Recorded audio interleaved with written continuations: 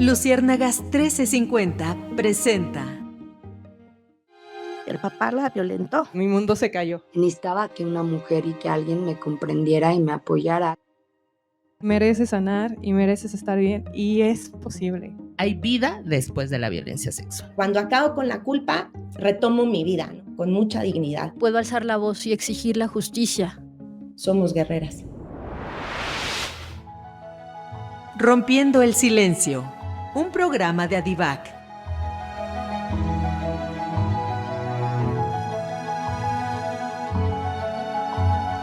Semillas de cambio, teoría y reflexión para un futuro sin violencia sexual.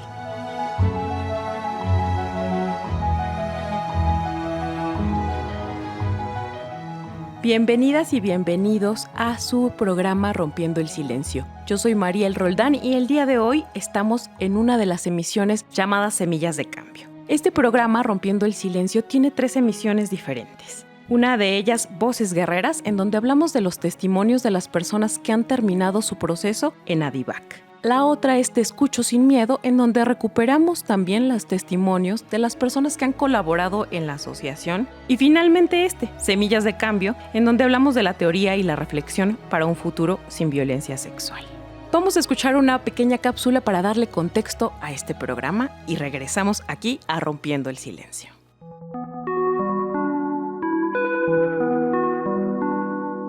¿Por qué es tan importante el uso correcto del lenguaje cuando hablamos de violencia sexual?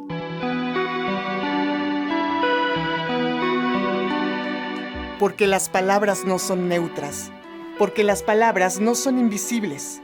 Las palabras construyen realidades y lo que no se nombra no existe.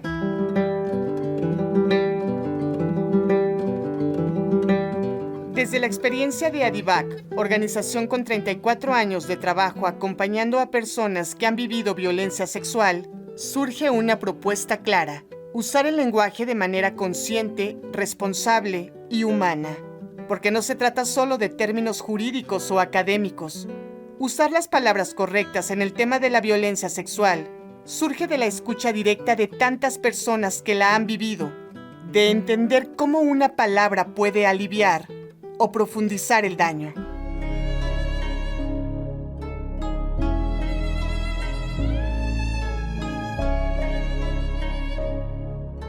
En el ámbito jurídico existen tipos penales claramente definidos: el abuso sexual y la violación. En México, el tipo penal de violación cambió en 1989 tras un caso paradigmático en el sur de la Ciudad de México, cuando 19 mujeres denunciaron delitos sexuales cometidos por agentes judiciales. A partir de ese momento, se amplió la definición legal para reconocer que la violación no se limita únicamente a la penetración con el pene, sino que incluye cualquier objeto y en cualquier orificio corporal. Este caso evidenció la impunidad y la violencia institucional, obligando a las autoridades a modificar el marco jurídico para enfocarlo en la protección de la víctima y la persecución de oficio del delito.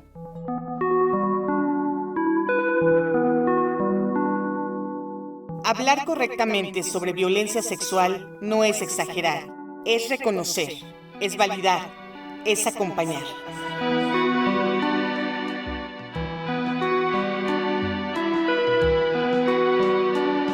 Durante años hemos escuchado el término abuso para referirnos a hechos que, en realidad, son violencia sexual, pero no es lo mismo. Decir abuso puede suavizar la gravedad de lo ocurrido.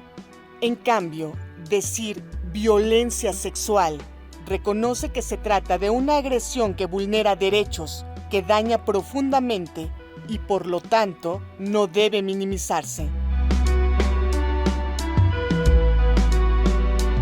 La diferencia entre abuso y violencia no es semántica, es política, es ética y es humana. Abuso es exceso a algo que se pasó de la raya.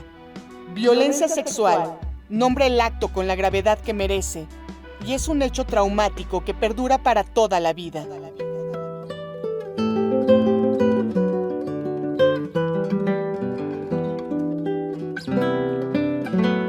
organismos internacionales han revisado su lenguaje.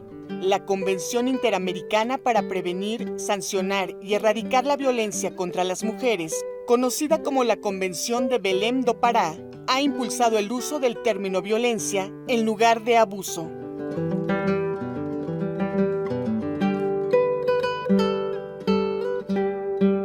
Otro ejemplo es el uso indiscriminado de la palabra víctima. Si repetidamente nombramos así a una persona, podemos reforzar una identidad de indefensión.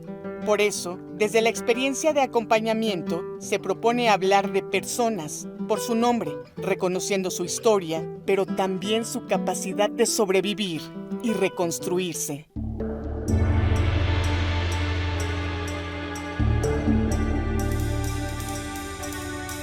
El lenguaje no es solo un asunto académico o jurídico, es una herramienta ética y social. Psicólogas, docentes, periodistas, madres, padres, todas y todos somos responsables de cómo nombramos. Porque lo que no se nombra no existe y lo que se nombra mal se distorsiona.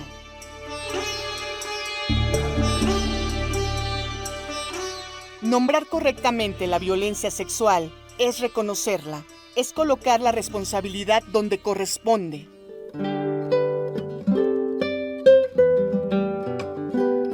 Después de casi 4 décadas de trabajo directo con personas violadas, el trabajo de ADIVAC actualiza el lenguaje para que esté a la altura de la realidad que vivimos. Nombrar bien no es exagerar, es visibilizar, es respetar, es acompañar. El lenguaje puede ser una forma de violencia, pero también puede ser una herramienta de transformación.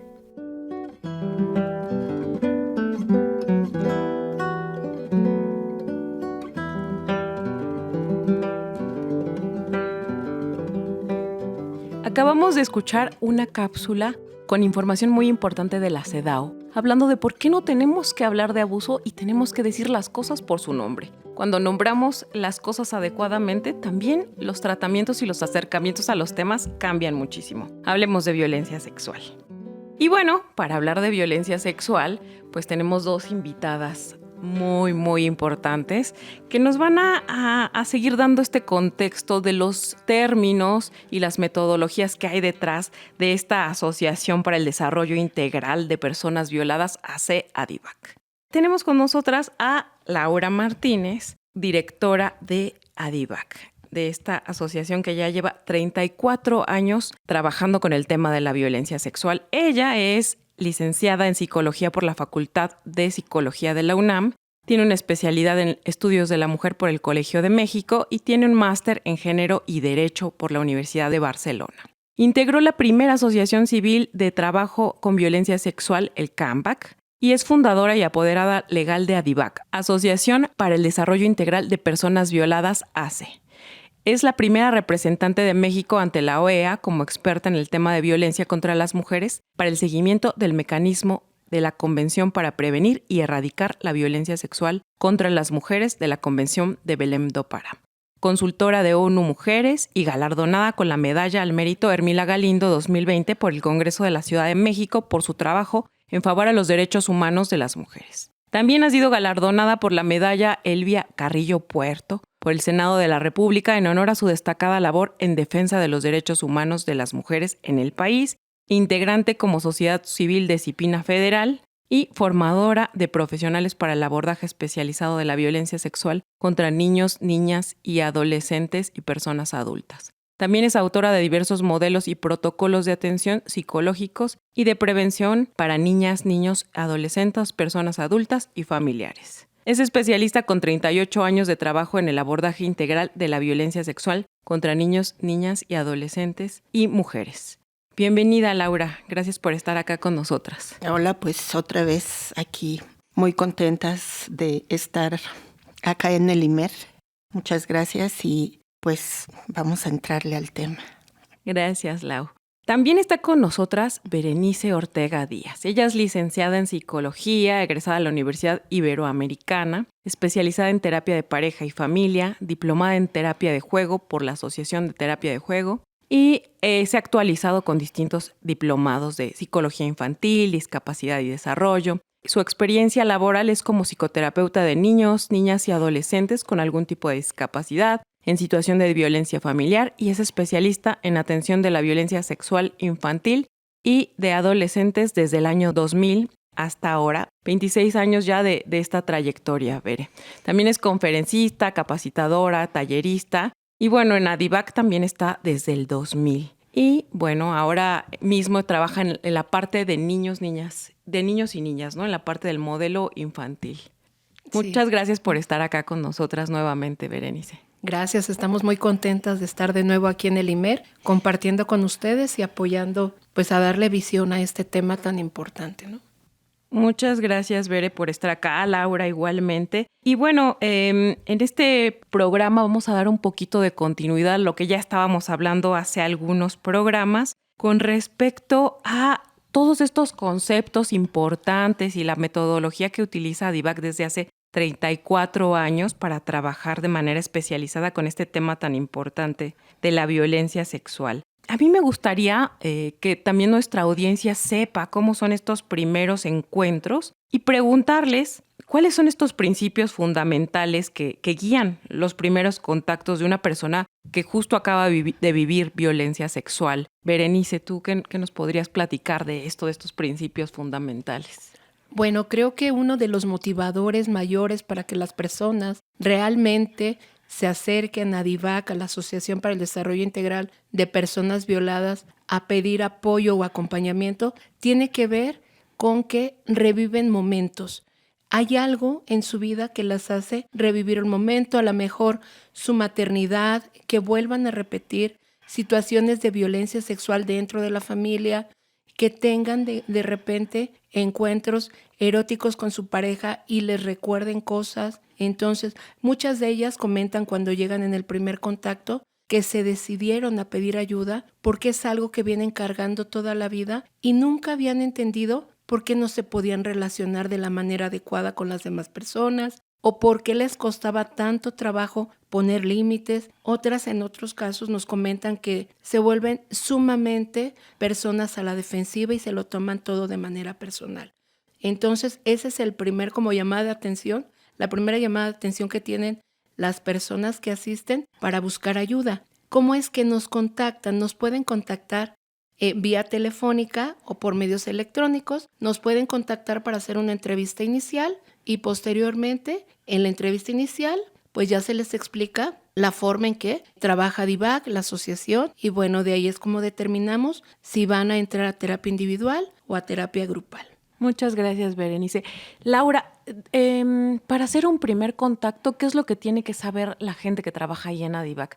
Porque sabemos que el primer contacto no es necesariamente con un especialista, con una especialista, sino va desde la recepción, pero hay cosas que sabe todo el equipo, me imagino, para poder hacer un primer contacto, pues, como se debe, ¿no?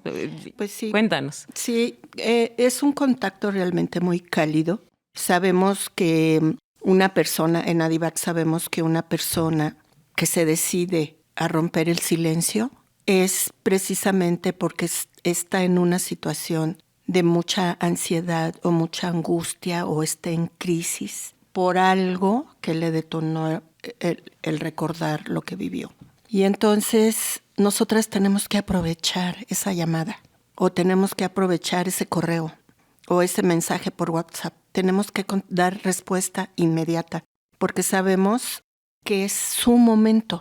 Es que ella en ese momento decidió hablar y entonces nosotras tenemos que aprovechar ese momento.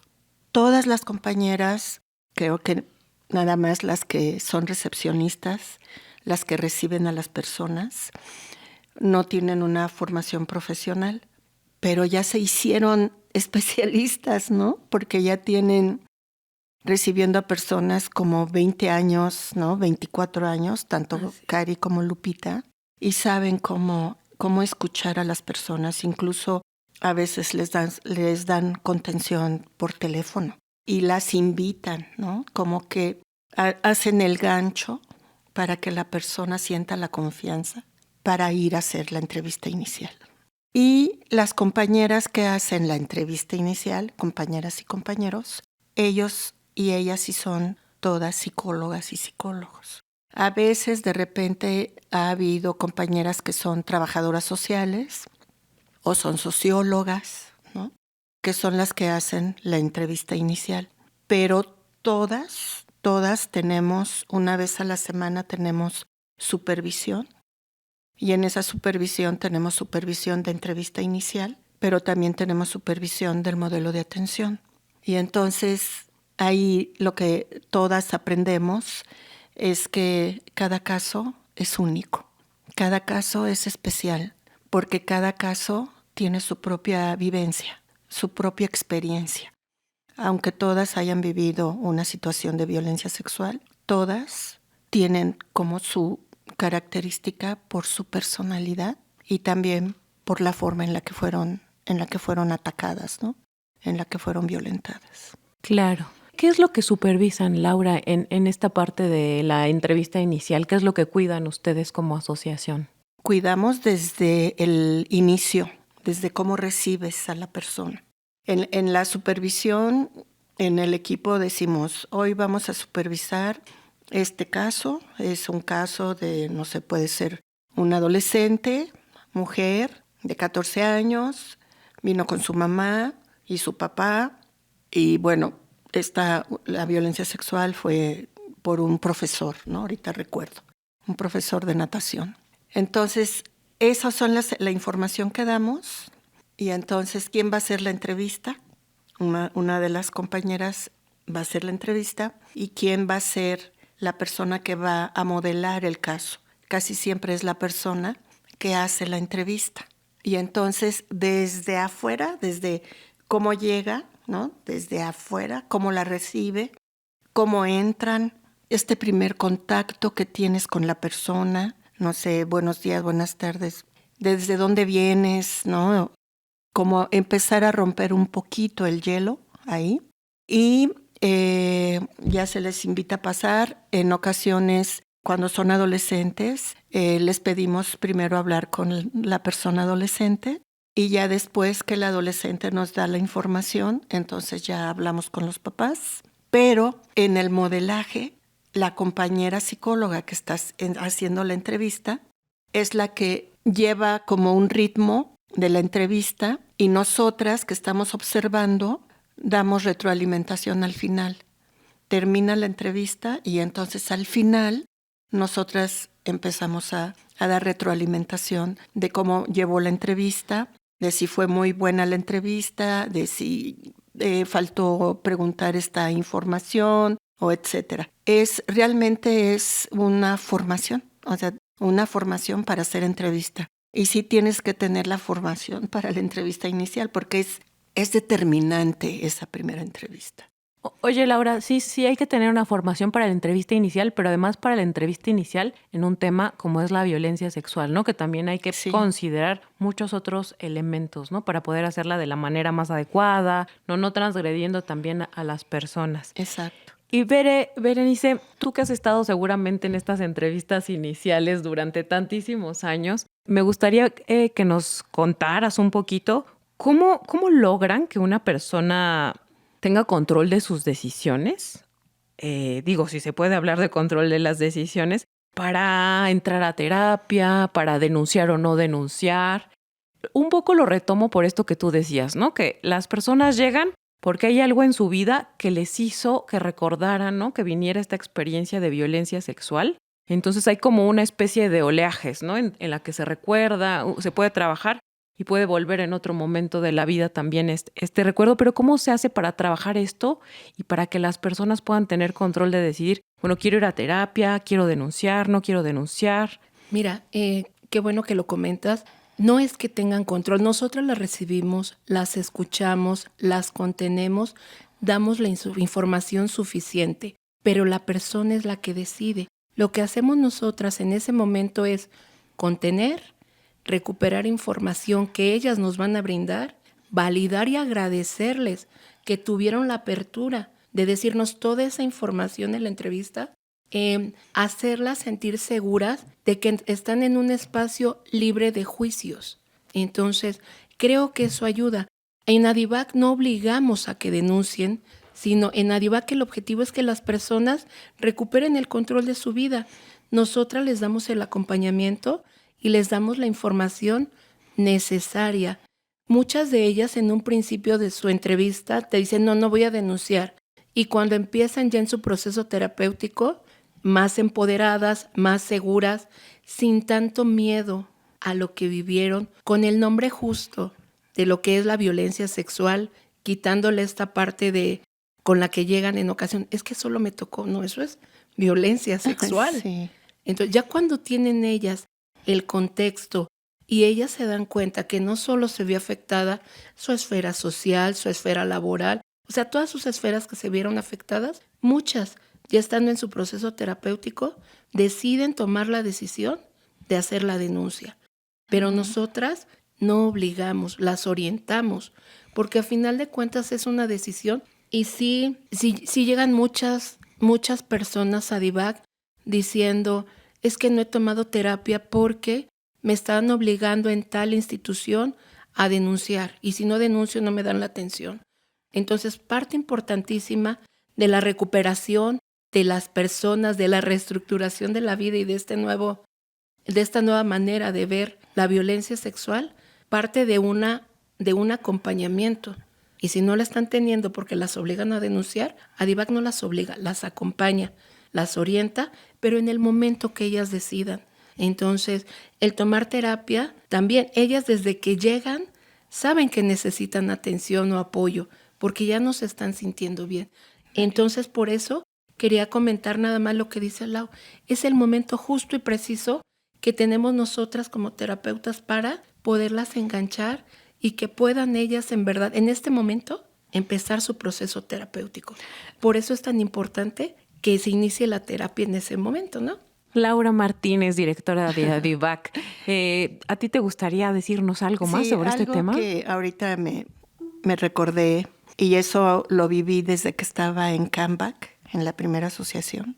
Lo más importante cuando recibes a una persona, sean familiares, adolescentes, mujeres, es que las veas a los ojos, que no estés anotando, que toda tu cuerpo esté con ella, que ella sienta que tú estás para ella y hacerle sentir a la persona que ese es su tiempo, es su momento de decir. Y entonces cuando ellas se sienten como envueltas, como escuchadas, ¿no? Empiezan a tener la confianza. O sea, el que las veas a los ojos y que no estés anotando, o sea, eso ya. Y eso ayuda mucho. Y al final, casi siempre, y sí nos ha pasado a todas, que nos dan las gracias. En la primera entrevista, ¿no? Nos dicen, pues que nunca me habían atendido así, nunca me habían escuchado como ahora me están escuchando. Ya me siento, nada más con esta primera entrevista ya me siento mejor.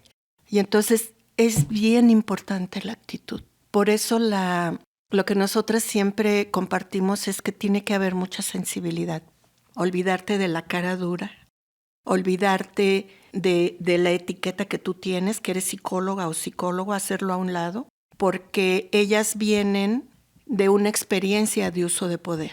Y si a ti te viven con poder, entonces no van a tener la confianza para soltar, ¿no? Para decir todo lo que quieren compartir. Y entonces, desde ahí, ya desde estoy igual que tú, estoy a tu nivel, o a veces hasta ponernos por debajo de ellas, ¿no? Darles su tiempo, ¿no? Decirles que ese es su espacio y que yo sí te creo, ¿no? Claro. Fíjate que nos está regalando algo muy, muy bello con estos principios que nos compartes, Laura, porque no se trata solamente de teoría, ¿no? Sino se trata de un estar ahí con las otras, con los otros, y sobre todo que eso no se aprende en los libros, ¿no? Se aprende de otra manera, con la sensibilización, con el trabajo. Y bueno, pues muchas gracias por este primer momento de principios fundamentales, ¿no? Yo creo que suena así como como de pronto muy grande, y lo son, ¿no? Porque esta primera escucha, este primer momento va a ser determinante para que la gente tome ese lugar como un lugar de confianza. Y otra cosa que no quiero que se me vaya, creo que otro principio fundamental que nos regalaste en esta intervención, Laura Martínez, es cómo no abusar del poder en los espacios de psicoterapia. Exacto. ¿No? Porque de pronto son mujeres que vienen, personas que llegan a esta asociación transgredidas de sus derechos, de su cuerpo, de su dignidad incluso. Y si nosotros nos ponemos en ese lugar también de poder, podemos estar revictimizando, ni siquiera diciendo nada más, ¿no? Porque a veces se piensa que la revictimización, que creo que también es un tema importante a que abordemos, se puede dar tan solo en el acto, ¿no? De demostrar poder en el consultorio. ¿Tienes algo que comentarnos sobre eso, Berenice? Claro que sí. Es sumamente importante cómo nos viven, porque el título no nos hace más ni menos. Somos personas y ellas necesitan eso. La parte de revictimización, qué bueno que la tocas, está muy asociada a que creemos que es lo que decimos nada más, y tiene que ver mucho con la actitud. ¿Cómo trato yo a la otra persona? Si la trato, voy a decirlo de una manera que no nos agrade a nadie, aquí no lo hacemos, si las tratamos como solo usuarias o como personas. Desde ahí estamos otorgándoles un lugar. Algo que han venido las personas que viven la violencia sexual, que han venido viviendo a lo largo de su infancia, su juventud o su adultez, es la descalificación de la persona. Y el que nosotras le demos ese valor, pues eso las hace sentir muy bien. Evitamos la revictimización y además les damos información, porque también el que ellas carezcan de información también es una manera de estarla revictimizando, de no saber qué sigue después, que eso es lo que pasa usualmente en otras terapias, que van y hablan un momento de la violencia sexual y como algunos terapeutas no saben entrar con ella, con el tema, entonces le dan vuelta y empiezan a trabajar otras necesidades que no es la necesidad de la persona, sino del terapeuta. Sí. Laura, ¿tú nos podrías contar un poco por qué no utilizan el término usuarias en ADIVAC? Sí, incluso me gustaría, a ver si nos da el tiempo, tanto usuaria como víctima. No sé por qué, o sea, yo he estado muy de cerca con las formas de trabajo diferente del Estado para el tema de la violencia sexual.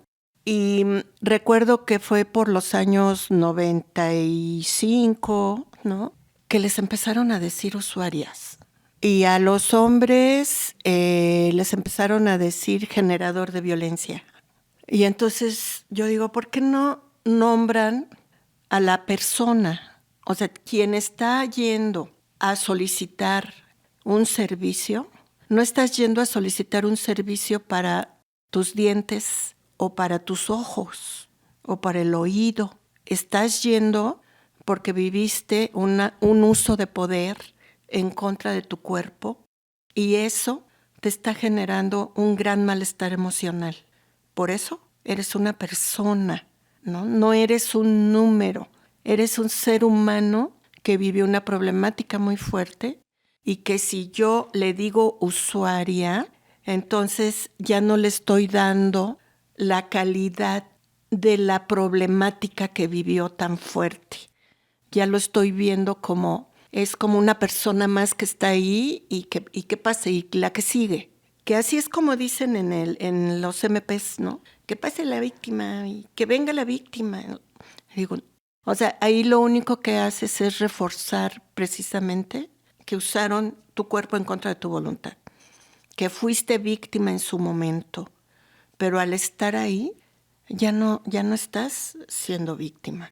Echeverría, a mí me gustaría mucho que pudieran revisar lo que dice Echeverría de lo que es ser víctima en el ámbito de las instituciones. Y él dice cosas bien claritas. Y dice, una persona es víctima cuando un funcionario público, no es textual, no me lo sé de memoria, pero cuando un funcionario público no te da tu lugar como ser humano, te ve como un número. Y ya desde ahí ya no estás siendo valorada como persona. Claro, y hablar también de usuarias implica que la psicóloga, el psicólogo está dando un servicio y tampoco le estamos humanizando esta labor, ¿no? Que es importante que estemos ahí como personas, ¿no? Como seres humanos. Entonces creo que es muy importante esto que puntúas, Lau, de no son usuarias, ¿no? No es un servicio, no están comprando un pollo, no están comprando un esmalte. Es algo humano, es una relación humana, una relación terapéutica. Pero ¿tú qué nos podrías compartir con respecto a este tema que creo que es tan importante de por qué no hablar de usuarias y qué término podríamos utilizar? Creo que el término personas es el término justo y necesario, porque son personas que vivieron violencia sexual, pero no son usuarias, son personas. Es muy difícil cuando vas a recibir atención, que pase el número tal y dan un número de folio y todo. En ocasiones ni siquiera le dicen usuaria por su nombre, es usuaria folio tal. Eso es completamente fuera de centro de la persona. Imagínate que vienen, de por sí vienen en ocasiones muy divididas sus emociones, que no identifican su cuerpo de su persona. Y luego les dices, usuaria tal, no se acuerdan a veces ni qué desayunaron, ni qué comieron, ni qué cenaron, por ese grado tan alto que viven de angustia, ¿no? Entonces, el que tú le digas usuaria es muy diferente cuando nosotras, hace ratito que comentabas y preguntabas acerca de qué nos fijábamos o en qué hacíamos énfasis en los modelajes, precisamente en eso hacemos énfasis, en que no se les diga usuarias, en que se les diga personas, en que se les llame por su nombre, en que las distingamos como lo que son personas dignas de recibir una atención de calidad. Claro, y le daba un poco de risa a Lau, a mí también me daba risa porque parece como muy lógico, ¿no? Que son personas, pero son cosas en las que hay que hacer énfasis, ¿no? Es un concepto importante, son personas, no son usuarias, no son víctimas, hay que tomar las cosas por su nombre. Y bueno, vamos a hacer un pequeño corte musical para regresar aquí a Rompiendo el Silencio. Vamos a escuchar una canción muy bella que se llama El Estruendo. La autora es Leiden y regresamos aquí para seguir platicando con Laura Martínez y Berenice Ortega. Rompiendo el silencio. Continuamos esta conversación con Laura Martínez, directora de Adivac, y con Berenice Ortega, especialista en el trabajo con la violencia sexual. El día de hoy nos han hablado de varios conceptos importantes y varias formas metodológicas en las que se están trabajando en Adivac. Hay muchas cosas que parecieran pequeñas, pero son muy importantes y las hemos retomado también en este programa en el que continuamos hablando de las definiciones y tiene que ver, ¿por qué no hablamos de víctima? ¿Por qué no hablamos de usuarias? ¿Qué hay con las relaciones de poder también dentro del consultorio y cómo se transmiten tan solo de estar ahí en el frente a frente, en el mirar a los ojos? La revictimización tan solo de estar en ese espacio de una u otra manera. Y también Laura nos retomaba algunos conceptos de Cheburúa, ¿no? Que les recomendamos mucho que vayan directamente a los fuentes. Aquí les damos una probadita. Ustedes revisen también toda esta bibliografía enriquecida. La canción que escuchamos hace un ratito también es súper significativa para el programa. Es una canción de Leiden y tiene un verso que yo quería traer aquí a colación con ustedes. Okay. Dice, soy esa mujer la que se defiende, no camina sola, va tejiendo historia, una es como 100. Y creo que hace mucho sentido en el trabajo que hace Adivac, porque la mayoría de las terapias, a lo mejor no todas, pero se hacen en grupo. Y también que la terapia sea un grupo tiene un fundamento teórico y metodológico muy importante, ¿cierto, Laura? Sí. Sí, es, y eso también lo aprendimos en la atención directa. Cuando empezó Adivac, pues llegaban pocas personas, entonces nos daba chance de atender en individual, tanto a personas que habían vivido recientemente violencia sexual, como personas que ya habían dejado pasar tiempo de su experiencia de violencia. Pero de repente se nos vino el boom y empezaron a llegar muchas personas y entonces, tuvimos que empezar a formar grupos. Y eso fue en el 2000 justo. Y entonces empezamos a formar grupos y ahí nos dimos cuenta que no podemos trabajar en grupo con personas, con mujeres que han vivido recientemente violencia sexual. con ellas no podemos trabajar porque están en una situación de demasiada vulnerabilidad, de mucha indefensión y tienen mucho miedo de hablar sobre la violencia. Entonces, siempre tenemos que hablar de otra cosa antes de hablar de la violencia. Pero también nos dimos cuenta que en grupo, con personas que ya habían dejado pasar mucho tiempo de su experiencia de violación, como que hacían cohesión, como que todas se unían. Algunas desde la primera sesión ya se empezaban a pasar sus números, hacían su grupo en WhatsApp. O sea, desde ahí, desde la primera sesión, que no se habla de la violencia sexual, sino que es realmente una sesión de integración, que son varias sesiones, ya lo platicaremos más adelante. Desde ahí ya empiezas a ver los resultados del trabajo en grupo, porque todas las personas de grupo vivieron violencia sexual. Ya saben que todas vivieron violencia sexual, que no son las únicas y que hay otras personas que han padecido esta situación.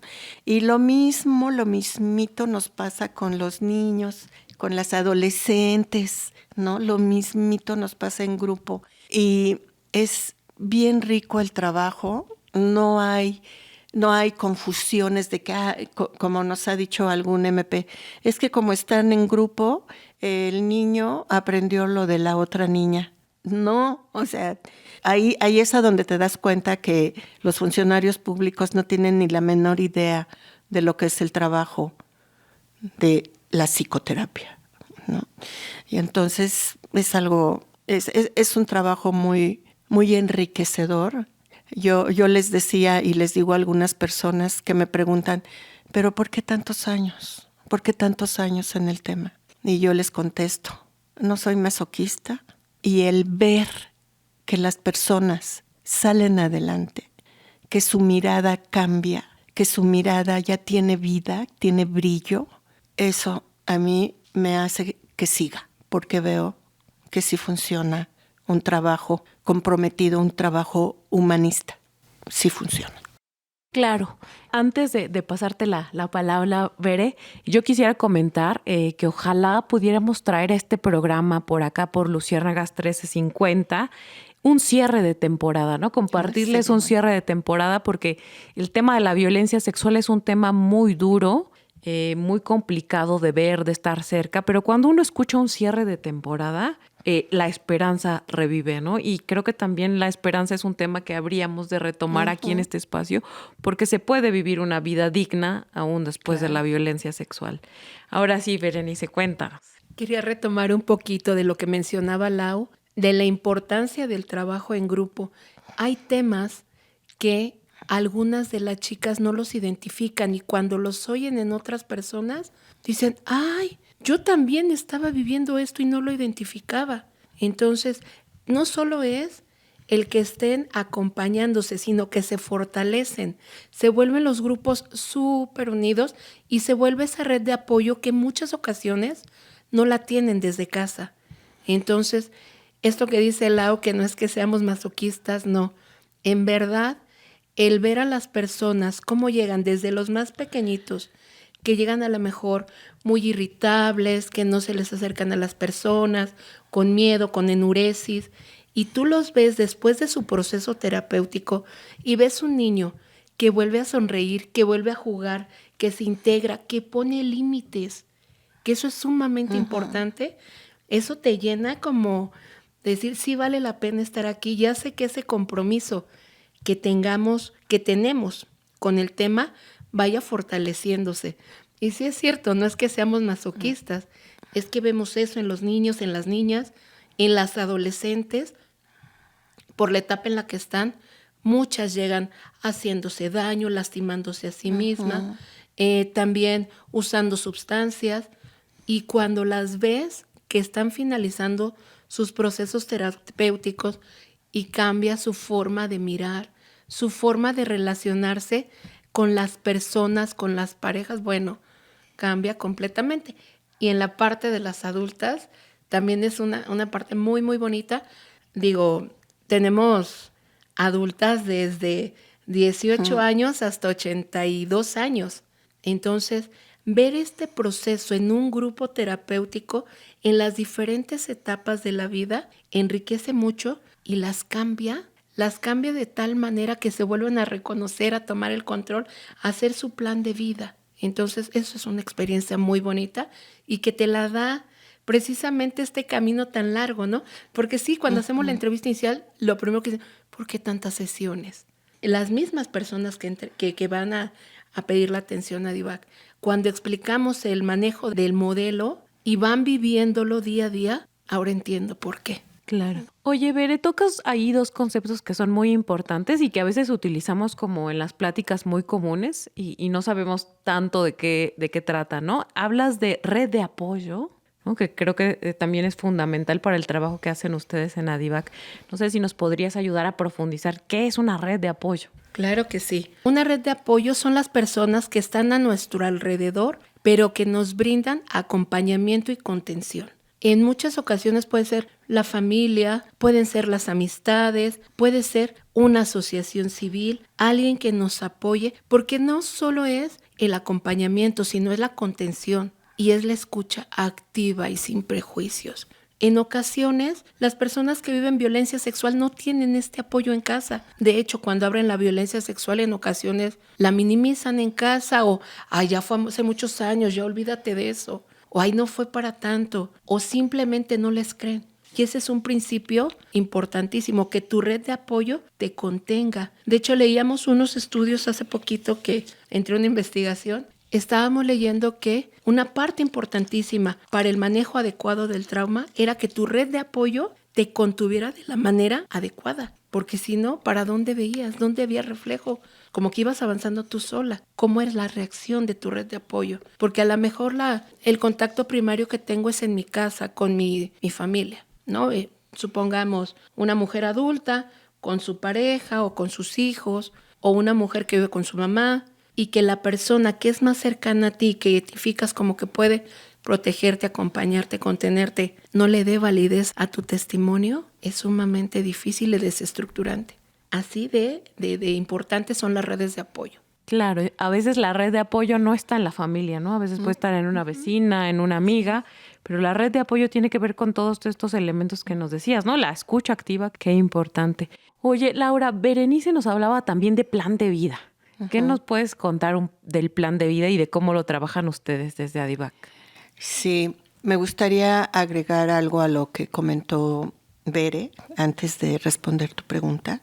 Cuando tus familiares o personas cercanas a ti sientes que no te están conteniendo, cuando estás en la terapia de grupo, las compañeras de la terapia de grupo se convierten en tu red de apoyo. No es autoayuda, no es. Es que entre ellas se comunican. Y Fina Sanz, que es una autora que nosotras usamos varias de sus técnicas, maneja un término que se llama familia afectiva. Entonces, todas las personas, todos los seres humanos, tenemos nuestra familia de origen, pero también tenemos nuestra familia afectiva. Nuestra familia de origen es la que nos tocó y nuestra familia afectiva es la que nosotras escogemos. Y entonces eso es lo que hacen las personas en ADIVAC cuando vienen a terapia. Y en relación al plan de vida, híjole, es que el plan de vida, aunque se va construyendo en cada una de las fases del modelo, al final de la terapia, las últimas sesiones, son que tú redactes cuál va a ser, qué es lo que vas a hacer terminando la terapia. Hay algunas que dentro de la misma terapia que dejaron de estudiar y empiezan a retomar otra vez la terapia. Y entonces van retomando algunas cosas que dejaron de hacer. Pero al final sí hacen ellas su plan de vida. ¿Qué es lo que van a hacer terminando la terapia? ¿Cómo van a seguir su vida fuera de la terapia? Básicamente es eso. Sí. Quisiera comentar algo, María. Sí, Bere, dinos. Desde esta parte de quién soy, qué quiero, qué es lo mejor que me ha pasado, qué es lo peor, cómo veo mi futuro, cómo veo mis relaciones personales o de pareja. Desde esa construcción y esas preguntas, donde ahora ya toman el control de sus vidas, que como bien lo dijo Laura, se va construyendo a través de su atención en el modelo, pero llega una etapa final, que es una etapa de cierre donde puntualizan, bueno, con esta información, con este trabajo emocional, ¿qué quiero? ¿Hacia dónde voy? Claro, qué bueno que dices esto, porque en siguientes programas también vamos a tener esta minucia de cómo van las fases del modelo, ¿no? Y en alguno de ellos me imagino, porque ya mencionaba Laura que al final se trabaja el plan de vida, a lo mejor podríamos parar en cómo se trabaja el plan de vida. ¿Qué será? Como por la fase 5. En las 5, en la fase de cierre. En la fase 5. Entonces, este es un spoiler para que nos sigan escuchando, para que sigan sintonizando nuestros programas aquí en Luciérnagas 1350 a la misma hora por el mismo canal. Entonces, bueno, ahora vamos a hacer un pequeño corte para escuchar el testimonio de una de las personas que terminó su proceso aquí en ADIVAC, Asociación para el Desarrollo Integral de Personas Violadas, ACE.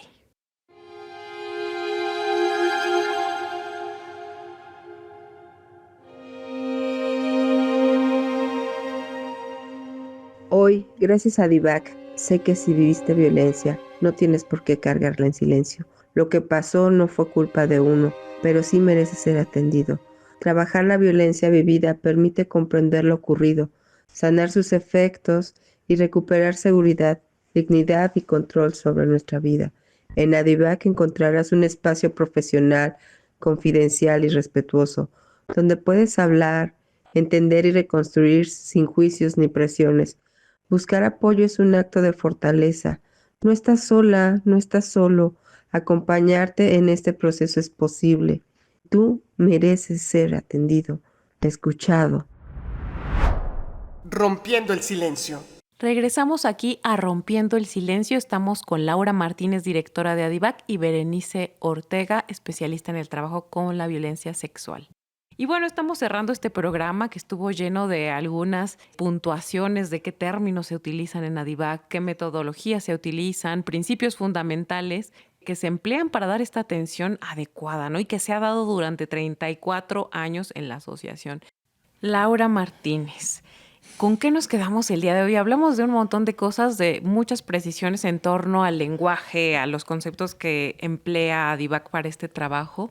¿Qué es lo que te llevas? ¿Qué crees que sea lo más rico de lo que hablamos?